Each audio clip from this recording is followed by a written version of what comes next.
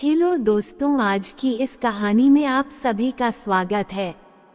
दोस्तों, मेरा नाम सुमित है। ये कहानी मेरी और ट्रेन में मिली एक विधवा आंटी की है। आंटी लगभग 45 साल की हैं। वह दिखने में काफी सुंदर है। मैं मुंबई से अपने घर जा रहा था। ट्रेन का सफर बहुत ज्यादा लंबा था। मैंने कभी नहीं सोचा था कि मुझे आंटी ट्रेन में जिंदगी के हमसफर के रूप में मिलेगी। जैसे ही ट्रेन अगले स्टेशन पर पहुंची, मेरे बगल में एक आंटी आकर बैठ गई थी। मेरा दिल बहुत ज्यादा धक धक कर रहा था और शायद इसीलिए भगवान ने भी मेरी सुन ली थी। इस आंटी को मेरे पास मेरे सफर का हमसफर बनने के लिए भेज दिया था। जैसे तैसे कर 3 घंटे बीत गए। रात होने वाली थी और नींद भी आ रही थी, लेकिन आंटी को पानी की जरूरत थी। उन्होंने कई बार पानी वाले को हाथ मारा, लेकिन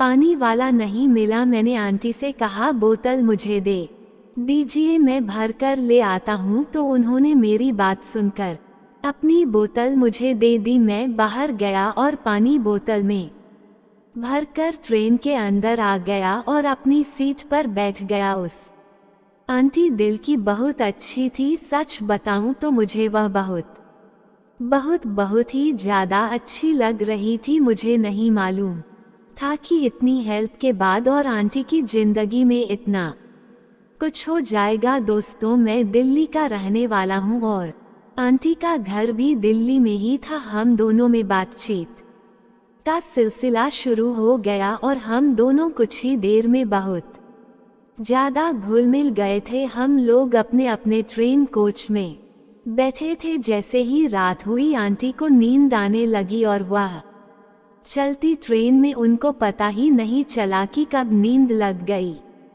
दोस्तों, मेरा तो पागलपन बढ़ता ही जा रहा था, क्योंकि आंटी के साथ मुझे अपनापन और काफी अच्छा फील हो रहा था। इधर उधर देखने के बाद जैसे तैसे 3-4 घंटे तो बीत गए थे और अब मुझे भी नींद आ रही थी। काफी रात होने के बाद जब आंटी की नींद खुली तो उन्होंने देखा मैं सो गया हूँ। शायद उनको पता नहीं था कि मैं क्या चाहता हूँ। तभी मेरी भी नींद खुली और मैं आंटी से कुछ बातें करने लगा, क्योंकि आंटी मुझे बार बार घूर रही थी और देख रही थी। शायद उनको मन से मेरे कुछ ख्वाहिश थी, इसलिए मुझे बार बार वह देख रही थी। मैं भी उनको देखना शुरू कर दिया और आंखों ही आंखों में हम लोगों की दोस्ती भी हो गई थी। आंटी बोली, आपसे एक बात कहूंगी, आप बुरा तो नहीं मानोगे? मैं बोला, नहीं, आप तो बोलिए, मैं बुरा नहीं मानूंगा। तब आंटी बोली, क्यों ना आप मेरे घर रुक जाएं और उसके बाद चले जाए। थोड़ा आपको आराम भी मिल जाएगा, क्योंकि आप बहुत ज्यादा दूर से आ रहे हैं। मैंने सोचा, क्या करूं, मैं आंटी के घर रुक जाऊं तो कुछ ना कुछ तो मिलेगा ही। बहुत सोचने के बाद मैंने भी हाँ कर दिया। दोस्तों, मैं आंटी की हर एक बात मानने को तैयार था, क्योंकि आंटी में मुझे अपनापन सा दिखाई देता था। आंटी को जब मैंने पहली बार देखा था तो मुझे ऐसा लग रहा था कि मुझे मेरा परिवार मिल गया है। दोस्तों, मेरे परिवार में सभी लोग मुझे बाहर ही पढ़ाना चाहते हैं। कोई भी मुझसे प्यार भी नहीं करता। सभी चाहते हैं कि मैं घर से दूर रहूं और उनको कभी भी अपनी शक्ल ना दिखाऊं, क्योंकि जब मैं पैदा हुआ था तो मेरे पैदा होने से 2 दिन बाद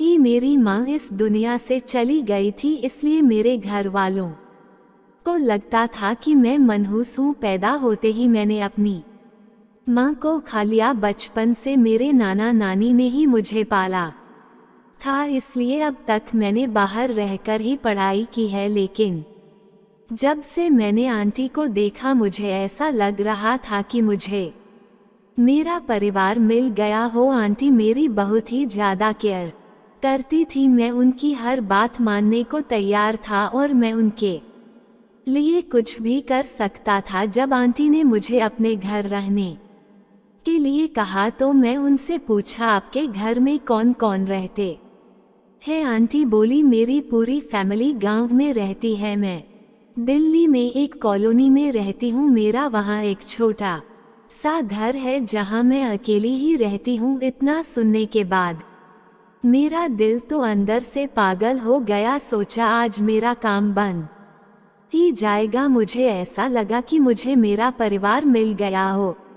दोस्तों, ऐसे करके के हमारे और आंटी के बीच काफ़ी अच्छी बातें हुई। हम लोग दिल्ली के एक स्टेशन पर उतरे और वहाँ से ऑटो किया और मैं आंटी के घर चला गया। आंटी के घर जाने के बाद वहाँ देखा तो वाकई में उसके घर पर कोई नहीं था, केवल आंटी जी थी जो अकेली थी। उन्होंने अपना घर का लॉक अनलॉक किया और हम लोग अंदर गए। उन्होंने मुझे टॉवल दिया और बोला जाए नहा धोकर फ्रेश हो जाए। दोस्तों, मैं फ्रेश होने के बाद जब मैं आया तो देखा मैडम भी साफ सफाई कर रही थी। मैं हॉल में बैठा हुआ था और आंटी भी साफ सफाई करके हॉल में आ गई। मैंने आंटी को कहा, आंटी आज आप बहुत ही ज़्यादा थक गए हो, खाना मत बनाना, आप मुझे बताइए, मैं बाहर से कुछ ले आता हूँ। तो आंटी बोली कि नहीं नहीं, मैं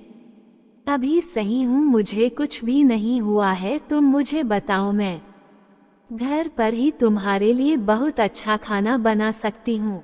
फिर मैंने भी आंटी से ज़्यादा कुछ नहीं कहा। उसके बाद आंटी किचन में चली गई और खाना बनाने लगी। मैंने भी उनका थोड़ा बहुत साथ दे दिया था खाना बनाने में। दोस्तों, उस रात हम दोनों ने बहुत ही अच्छा खाना बनाया और खाना खाया। उस घर में मेरे और आंटी के सिवाय कोई नहीं था कि मैंने पहले ही बता दिया था। हम घर में सिर्फ आंटी रहती थी। उसका परिवार एक गांव में रहता था। खाना पना खाने के बाद आंटी ने मुझे अपना कमरा दिखा दिया और मुझे बिस्तर वगैरह दे दिए। मैंने अपना बिस्तर वगैरह लगा लिया और आंटी और मैं अपने अपने कमरे में सोने के लिए चले गए। काफ़ी देर हो गई थी, मुझे नींद भी आ रही थी। मैं आंटी के बारे में ही सोच रहा था। मेरे मन में यह सवाल आ रहा था, मुझे मेरा परिवार तो चाहता नहीं तो क्या मैं आंटी के साथ ही रहने लग जाऊं। लेकिन मेरे मन में एक डर यह भी था कि आंटी के परिवार को जब ये बात पता लगेगी तो उसके साथ क्या होगा। मुझे उस रात काफ़ी देर तक नींद नहीं आई। लगभग 11 बजे मुझे नींद आई और उसके बाद मैं सो गया। सुबह भी आंटी ने मुझे 8 बजे ही जगा दिया था। 8 बजे उठकर आंटी बाहर कुछ काम के लिए गई हुई थी और जब आंटी घर पर आई तो मैं उनके लिए भी चाय वगैरह बना दी और हम लोगों ने साथ बैठकर चाय नाश्ता भी किया। उसके बाद मैं और आंटी बातें करने लगे। मैंने आंटी से पूछा कि आंटी एक बात बताओ, बुरा नहीं मानो तो। फिर आंटी ने मुझे कहा, क्या बात है बताओ। फिर मैंने उनसे कहा कि मैं सारी जिंदगी आपके साथ ही रहना चाहता हूँ। मैंने आंटी को अपने परिवार के बारे में सब कुछ बता दिया था। मेरी बातें सुनने के बाद आंटी ने कहा कि यह तो बहुत ही अच्छी बात है, मेरे पति ने भी मुझे तलाक दे दिया है। मैंने तो तुम्हें झूठ बताया था कि मेरा एक परिवार है। मेरे परिवार में कोई नहीं है। मैं यहाँ पर अकेली रहती हूँ और मैं एक कंपनी में काम भी करती हूँ। अकेले अकेले रहकर मेरी जिंदगी एकदम नरक बन चुकी है। इसलिए मुझे जिस दिन मैंने तुम्हें देखा उसी दिन मैं तुम्हारी फैन हो गई थी कि तुम्हें अपने मन की बात जरूर कहूँगी। सच बताऊँ तो मुझे तुम बहुत ही पसंद हो। दोस्तों, आंटी के मुंह से इतनी बातें सुनकर मुझसे रहा नहीं गया। मैंने उनसे कहा कि अब हम पति पत्नी की तरह रहेंगे और आगे तो आप समझ ही सकते हैं। उस दिन के बाद से मैंने और आंटी एकदम पति पत्नी की तरह रहने का फैसला ले लिया। अगले दिन मैंने आंटी को कहा कि आंटी, मैं एक दिन घर जाता हूँ और घर पर सभी लोगों को बता देता हूँ कि आज के बाद मेरा और आपका कोई भी नाता नहीं है, क्योंकि मेरे परिवार वालों ने मेरी बहुत ज़्यादा बेइज्जती करी थी। मुझे उस बेइज्जती का बदला लेना था, लेकिन मेरी आंटी इतनी प्यारी थी, उन्होंने मुझे कहा कि नहीं, अब तुम कहीं नहीं जाओगे, अब तुम सिर्फ मेरे साथ ही रहोगे। उसके बाद से मैंने भी काफ़ी टाइम तक सोने के बाद एक नई जिंदगी की शुरुआत का फैसला कर लिया था। आगे तो आप समझ ही सकते हैं, मैंने आंटी के साथ ही एकदम पति पत्नी वाला रिश्ता भी बना लिया था। तो दोस्तों, कैसी लगी आज की यह कहानी? उम्मीद करती हूँ दोस्तों कहानी अच्छी लगी होगी। अगर कहानी अच्छी लगी हो तो वीडियो को लाइक करके चैनल को भी सब्सक्राइब कर दे। मिलते हैं नेक्स्ट वीडियो में, तब तक के लिए जय हिंद दोस्तों।